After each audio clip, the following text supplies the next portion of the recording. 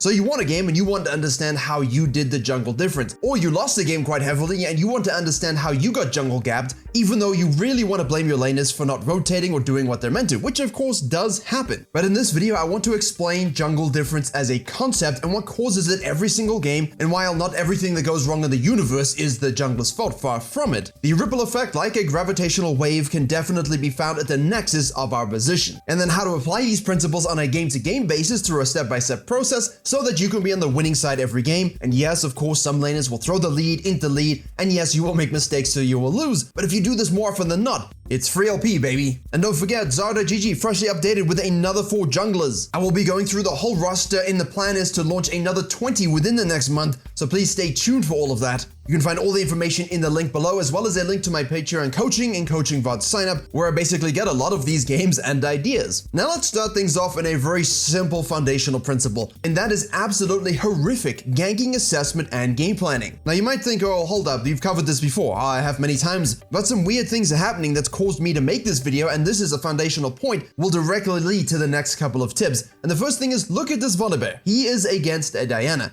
He goes blue, grump into red, and then goes to gank mid lane. On the face of it, this looks like a bear who's just in search of honey. Even though Azir is yellow, is this really the honey pot he's looking for? What else can you think of that he did wrong in this moment?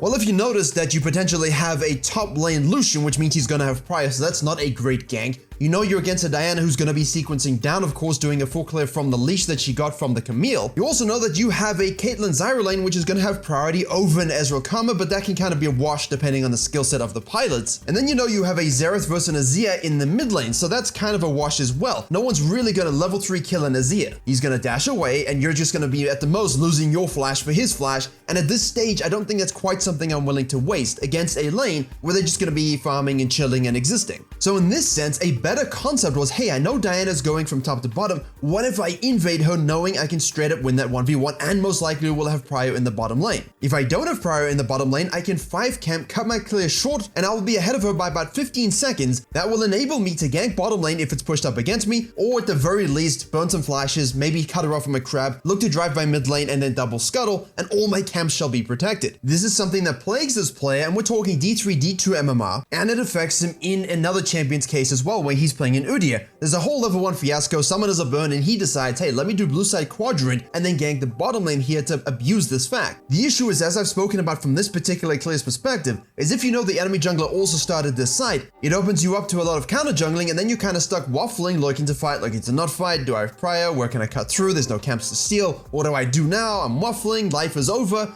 You know, I'm a farming jungler and I can't gank, I'm trying to gank, and you go ahead and have a midlife crisis right there at level 3. And here the second point comes forward, not playing to your champion's strengths, as well as not being able to read the room, otherwise known as reading the map and fusing all 3 of these concepts together. So let's go back to our Volibear vs Diana example. What was the Diana doing in the same situation? Well, she was doing her full clear as standard. She recognized that the only real gankable lane she had was on the top side, but then again, it's Lucian and we are Diana. Sure, with the Camille CC, we could definitely get some kill threat, but why not shadow bot lane, because that's the meta. And this already is where jungle difference can be realized. Look at this, Diana recognizes, look, my Ezreal's died, my bot lane is now losing already, but I happen to be on the side of the map. The Volibear has just given away everything about his game plan, what he's done, what he's doing, what he's thinking, what camps he's cleared. So why am I just head on over to that bottom lane and get myself a juicy pickup? Because they would not expect me to be there at this particular moment. She reads the map and then she plays to a champion's strengths based upon her early game plan assessment. Yes, we want to full clear, but because the Volibear gave information away, I know I can go make a play without him being there, without that threat, and then of course I can fall back. Now while she is able to pick up some kills, Volibear does rotate down, as he should at this stage. He's invested so much time without clearing into a terrible gank, he needs to get something back. But he makes a bad mechanical decision. He could have just killed the Karma without worrying too much about flashing, saved that flash, and if Diana didn't die, he could have chased after her and killed her very easily. However, because he flashes and kills her, even though she might have died anyway, he will now not get any more kills or assists for his bottom lane. So you're thinking at this point, well, that's a bit of a fiesta. However, look at how things transpire together from both junglers' perspectives. the Volibear now should have recognized Diana cut her clear short to impact bottom lane. And here's the thing, you see the Volibear goes for the bottom crab, denies this, decides to go for the double scuttle, not realizing that the Diana of course has the blue and the grump available. If she wants to float up and take that top scuttle, I'm going to take her blue for absolute free. That also means I get her grump and I get to impact bottom lane again while falling back to my red side should I want, or back to base and then defending my top tier 2 grump. The thing is though, the Diana cuts her clear even before she sees the Volibear again because she's thinking about shadowing into the mid lane here as the Xerath is quite low. Once more, she has redirected her pathing to the best way to impact her lanes, as well as getting herself fed. There's very low risk in this investment for her because it should be an absolute free kill. Now, she shouldn't technically have adjusted her clear for the top scuttle. We should just give that away. There's no concern for us there. We can definitely impact bottom lane again after doing blue and grump. And from the Volibear's perspective, you also have the ability here to gank and shove it yourself instead of just driving by. Help the Xerath push and decompress so he can go back to base and reset with his teleport. Unfortunately, the support roams up, tries to kill the Azir. Diana's in the right place at the right time, reacts, gets another kill. The only person not thinking about ganking here and focusing on lanes is the Volibear. And because he prioritizes 20% top scuttle over potentially the rest of his camps on the map that he needs to now reset because of his suboptimal 3 camp early clear, his choices for how he can impact this map just don't look too glamorous, do they? Now the thing is, Diana obviously is going to fall back to a blue and grump here, and this is where a fourth tip comes in here, not playing around prior or understanding what exactly that means in terms of what you can do as a jungler, even if it's not necessarily ganking. Diana does the very smart thing here, which is, hey look, I know the Volibear is going to reset here, probably go top side. I see the enemy bot lane is now in a position that I can exploit and snowball my Ezreal Karma, a good lane to snowball. Is it good that she actually walks across this scuttle vision and shows herself on the map? Yes or no?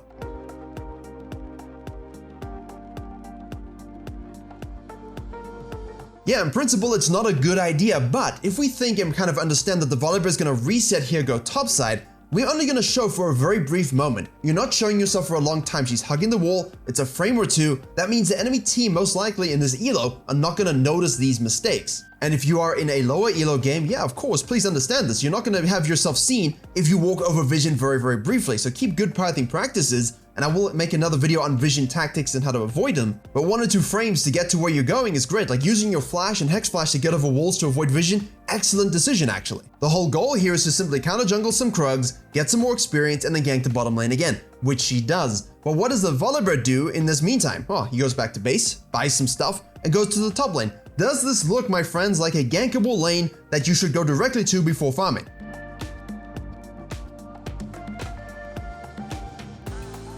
Yeah, I agree, this does not look like something I would kind of prioritize at level 3, level 4. In fact, with this prio, I kind of know that the Diana should in theory be either sequencing up, or of course counter jungling and ganking bot lane again. I kind of want to go look to do something in her jungle. But because we misplayed the early phases of this game, we just ain't as strong as we need to be to go and slap around some moon lovers. Likewise, at this stage, you should just acknowledge that you've probably lost some camps if you're tracking CS 16 from the mid lane.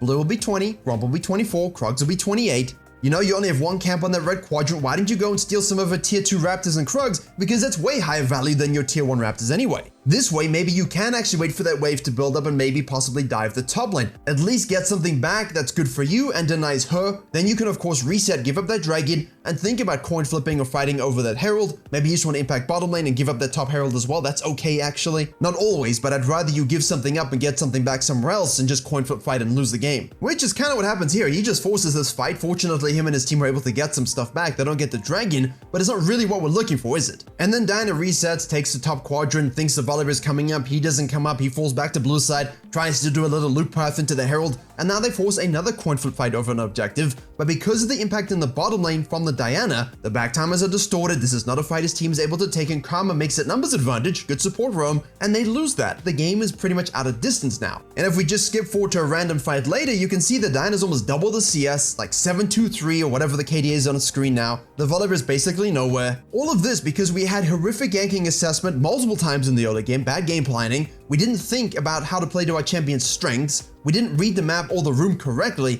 and we didn't abuse prio when we could have to do some good counter junglings. And then the fifth and final tip is of course getting flustered by randomness. I understand this is something that affects a lot of people in lower elo as well as mid elo. Actually, you know what, it flusters everybody. But you know what it doesn't fluster? Highly experienced and very great junglers. The people like Kenny who just never are worried about anything because they've seen everything at this stage. But at the same time, it's not just a case of, hey look, they've been experienced to so much. He understands the game, which means he can break it down in the moment, understand what's happened, and try and make the best of a shitty situation. I.e., if we go back to the Udyr game from the same jungler, look at this. Look at some of the repeat ganks. I'm going to speed it up here. He's just running a bot lane head on as an Udyr. Terrible lane state, not farming whatsoever. I mean, if you have 4.6, 5, 5.5 CSPM as Udyr, you really are failing at all 4 of these points. And even if you do coin flip a little bit and get a few advantages and win games, you're not the jungle difference. You're letting your laners carry you and you're just coming along for the ride. Likewise, if you speed up these kinds of power things, these players, you'll see how weird the spaghetti is. They kind of just move from side to side to the map. There's no order and, sequencing to their camps. It's really just looking for the nearest thing to chase down. And while one can go up and down the river and get a few kills, that's not really a strategy that we're kind of saying, hey junglers, this is what you should do.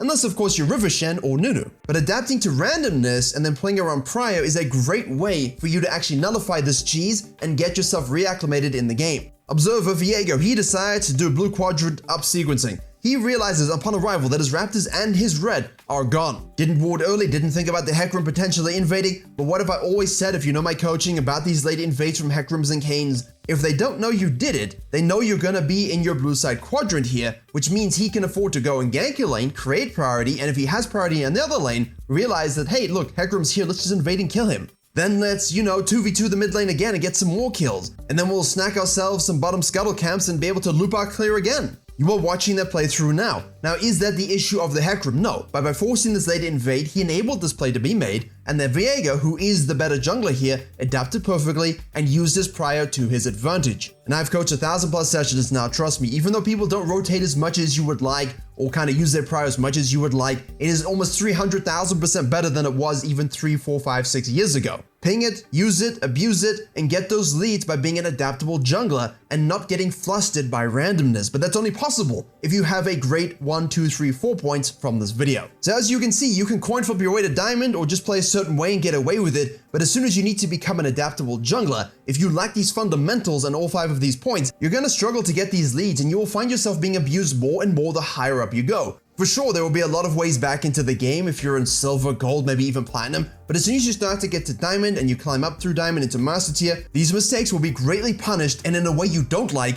and not in the way that Evelyn likes. And you know what? If you want more in-depth jungling guides that kind of focus on these concepts a little bit more, maybe some different perspectives, the videos on your screen now should provide everything you need and more. Please do like, share, and comment if you enjoyed and learned something, and as always, I will see you all in the next tutorial.